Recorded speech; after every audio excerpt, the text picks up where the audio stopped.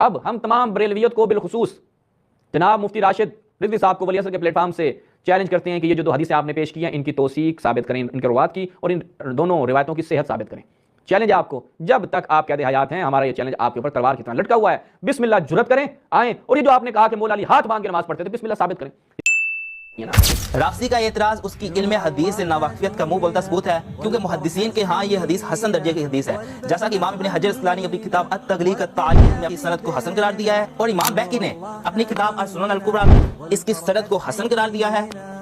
جہاں تک بات ہے راوی کی، رافضی نے اعتراض کیا کہ اس میں جریر بن غزوان جو ہے مجہول ہے۔ تو یہ میرے ہاتھ میں کتاب الثقات ہے امام ابن حبان کی، امام ابن حبان اپنی کتاب الثقات میں جریر بن غزوان کی توثیق کر رہے ہیں،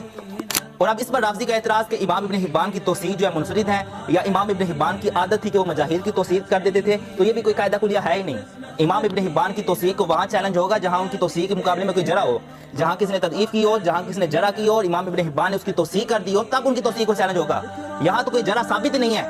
لہٰذا ابن حبان کی توثیق کرنا اپنی جگہ برقرار ہے۔ کہ بڑوں نے چیلنج کیا کہ کوئی اپنی کتابوں سے ثابت کر دے کہ مولا علی نے ہاتھ باندھ کر نماز پڑھی ہو، تو اس کا جواب دیتے ہوئے قبلہ مفتی صاحب نے اہل سنت کی معتبرترین کتابوں سے دلائل کے ساتھ یہ ثابت کیا کہ مولا علی رضی اللہ عنہ جو کہ اہل بیت کے امام ہیں اور مسلمانوں کے چوتھے خلیفہ ہیں، وہ ہاتھ باندھ کر نماز پڑھا کرتے تھے۔ تو اس پر آپ نے اعتراض کیا کہ اس کی توثیق اور صحت کو ثابت کرو۔ امام ابن حجر اسقلانی کا اس کی سند کو حسن قرار دینا، امام بہقی کا اس کی سند کو حسن قرار دینا، امام ابن حبان کا غزوان بن جریر کی توثیق کرنا،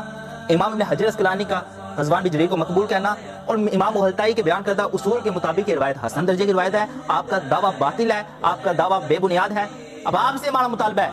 ایک حدیث لا کے دکھاؤ، بخاری، مسلم، ترمذی، نسائی، ابن ماجہ، ابو داؤد، مسند احمد، مصنف ابن ابی شیبہ، حدیث کی کسی کتاب میں سے، اہل سنت و جماعت کی کسی کتاب میں سے ایک حدیث لا کے دکھاؤ جس میں ذکر ہو کہ مولا علی نے ہاتھ کھول کر نماز پڑھی ہو۔ اگر آپ نہ لا پائے تو آپ کو ماننا پڑے گا کہ مولا علی رضی اللہ عنہ ہاتھ باندھ کر نماز پڑھا کرتے ہیں۔